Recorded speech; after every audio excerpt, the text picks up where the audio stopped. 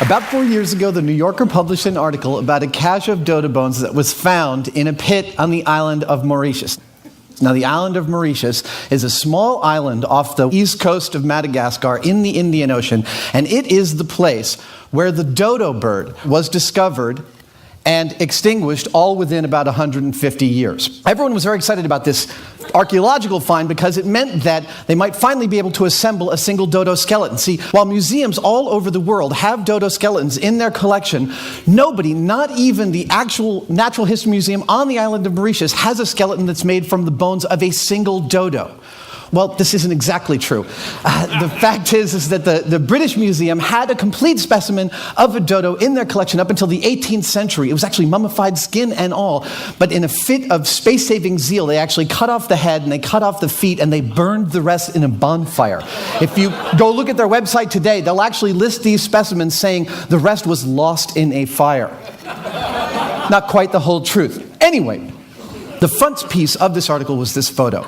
And I'm one of the people that thinks that Tina Brown was great for bringing photos to the New Yorker because this photo completely rocked my world. I became obsessed with the object. Not just the beautiful photograph itself and the color, the shallow depth of field, the detail that's visible, the wire you can see on the beak there that the conservator used to put this skeleton together. There's an entire story here.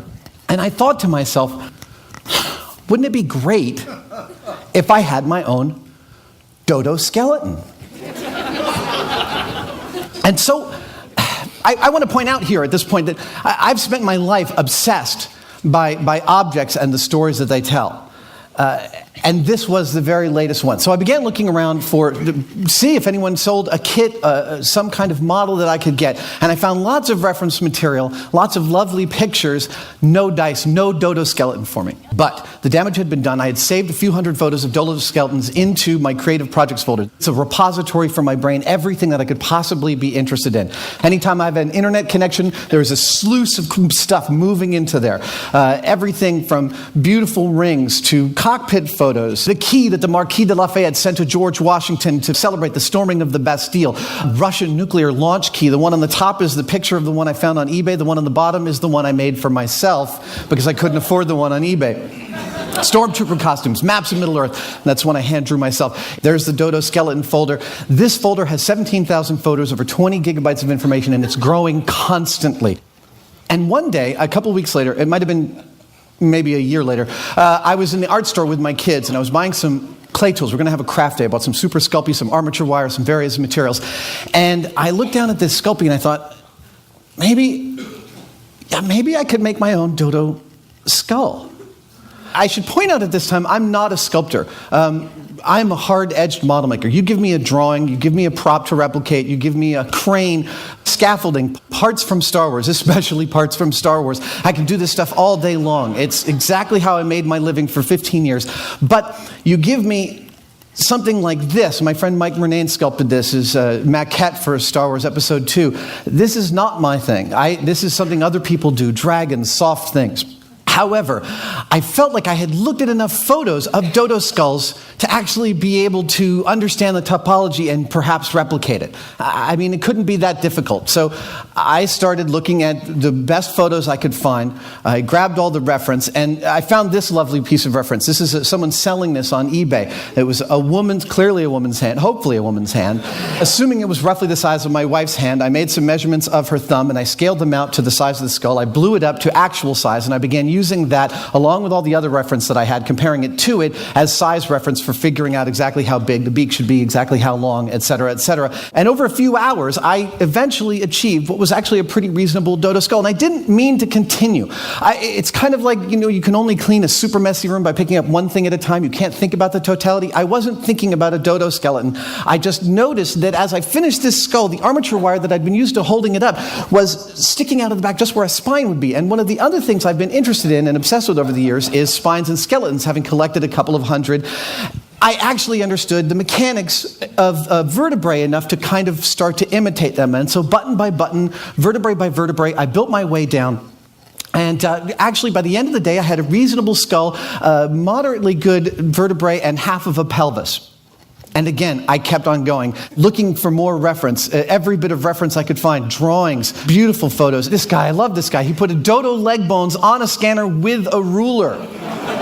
This is the kind of accuracy that I wanted. And I replicated every last bone and put it in. And after about, I'd say about 6 weeks, I finished, painted, mounted my own dodo skeleton. You can see that I even made a museum label for it that includes a brief history of the dodo, and Tap Plastics made me, although I didn't photograph it, a museum vitrine. I don't have the room for this in my house, but I had to finish what I had started. And this actually represented kind of a sea change to me. Again, like I said, my life has been about being fascinated by objects and the stories that they tell, and also making them for myself, obtaining them, appreciating them, and diving into them. And in this folder, Creative Projects, there are tons of projects that I'm currently working on, projects that I've already worked on, things that I might want to work on someday, and things that I may just want to find and buy and have and look at and touch.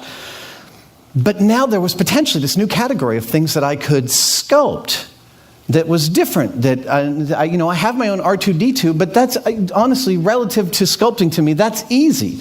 And so I went back and looked through my Creative Projects folder, and I happened across the Maltese Falcon.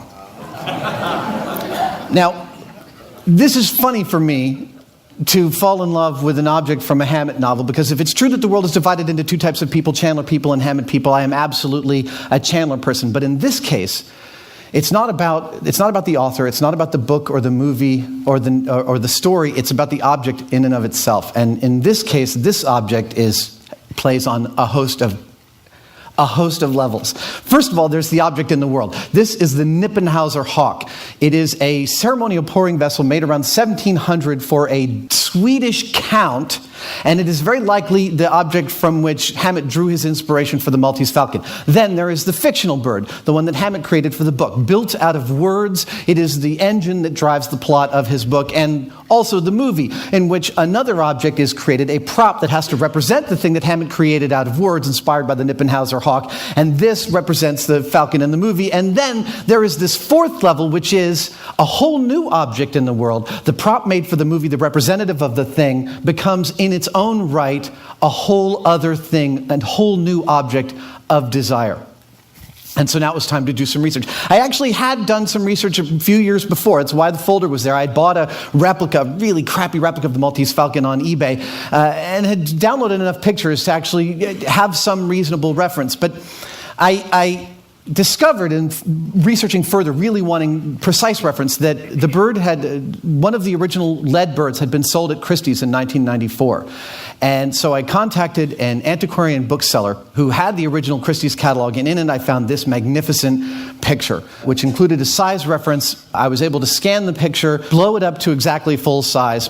I found other reference. Avi Chekmayan, a New Jersey editor, actually found this resin Maltese Falcon at a flea market in 1991. Although it took him 5 years to authenticate this bird to the auctioneer's specifications, because there was a lot of controversy about it. It was made out of resin, which wasn't a common material for movie props about the time the movie was made. It's funny to me that it took a while to authenticate it, because I can see it compared to this thing, and I can tell you it's real. It's the real thing. It's made from the exact same mold that this one is. In this one, because the auction was actually so controversial, Profiles in History, the auction house that sold this, I think in 1995 for about $100,000, they actually included, you can see here on the bottom, not just a front elevation, but also a side, rear, and other side elevation. So now I had all the topology I needed to replicate the Maltese Falcon. What did I do? How do you start something like that? I really don't know. So what I did was, again, like I did with the dodo skull, I blew all my reference up to full size, and then I began cutting out the negatives and using those templates as shape references. So I took Sculpey and I built a big block of it, and I passed it through until I got the right profiles, and then slowly, feather by feather, detail by detail, I worked out and achieved, working in front of the television in Super Sculpey. Here's me sitting next to my wife. That's the only picture I took of the entire process. As I moved through, I achieved a very reasonable facsimile of the Maltese Falcon. But again, I am not a sculptor, and so I don't know a lot of the tricks. Like, I don't know how my friend Mike gets beautiful shiny surfaces with his Sculpey. I certainly wasn't able to get it. So I went down to my shop, and I molded it and I cast it in resin. because in the resin then I could absolutely get the glass smooth finish. Now there's a lot of ways to fill and get yourself a nice smooth finish. My preference is about 70 coats of this matte black auto primer. I spray it on for 3 or 4 days. It drips to hell, but it allows me a really, really nice gentle sanding surface, and I can get it glass smooth. Oh, finishing up with 000 still wool. Now the great thing about getting it to this point was that because in the movie when they finally bring out the bird at the end and they place it on the table, they actually spin it. So I was able to actually screenshot and freeze frame to make sure, and I'm following all the light kicks on this thing and making sure that as I'm holding the light in the same position, I'm getting the same type of reflection on it. That's the level of detail I'm going into this thing. I ended up with this, my Maltese Falcon, and it's beautiful. And I can state with authority at this point in time when I'd finished it, of all of the replicas out there, and there's a few, this is by far the most accurate representation of the original Maltese Falcon that anyone has sculpted. Now, the original one, I should tell you, was sculpted by a guy named Fred Sexton. This is where it gets weird. Fred Sexton was a friend of this guy, George Hodel. Terrifying guy, agreed by many to be the killer of the Black Dahlia. Now, James Ellroy believes that Fred Sexton, the sculptor of the Maltese Falcon, killed James Ellroy's mother. I'll go you one stranger than that. In 1974, during the production of a weird comedy sequel to the Maltese Falcon called The Blackbird, starring George Segal, the Los Angeles County Museum of Art had a plaster original of the Maltese Falcon, one of the original 6 plasters, I think, made for the movie, stolen out of the museum. A lot of people thought it was a publicity stunt for the movie. John's Grill, which actually is seen briefly in the Maltese Falcon, is still a viable San Francisco eatery, counted among its regular customers Alicia Cook, who played Wilmer Cook in the movie, and he gave them one of his original plasters of the Maltese Falcon, and they had it in their cabinet for about 15 years until it got stolen in January of 2007. It would seem that the object of desire only comes into its own by disappearing repeatedly. So here I had this Falcon, and it was lovely. It looked really great. The light worked on it really well. It was better than anything that I could achieve or obtain out in the world, but there was a problem. And the problem was that I wanted the entirety of the object. I wanted the weight behind the object. This thing was made of resin, and it was too light. There's this group online that I frequent. It's a group of prop crazies just like me called the Replica Props Forum, and it's people who trade, make, and travel in information about movie props. And it turned out that one of the guys there, a friend of mine that I'd never actually met but befriended through some prop deals, was the manager of a local foundry. He took my Master Falcon pattern. He actually did lost wax casting in bronze for me. And this is the bronze I got back, and this is, after some acid etching, the one that I ended up with. And this thing, it's deeply, deeply satisfying to me. Here, I'm gonna put it out there later on tonight, and you can. I want you to pick it up and handle it. You want to know how obsessed I am? This project's only for me, and yet I went so far as to buy on eBay a 1941 Chinese San Francisco-based newspaper in order so that the bird could properly be wrapped like it is in the movie. Yeah, I know.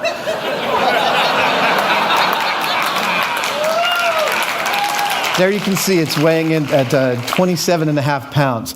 That's half the weight of my dog Huxley. But there's a problem.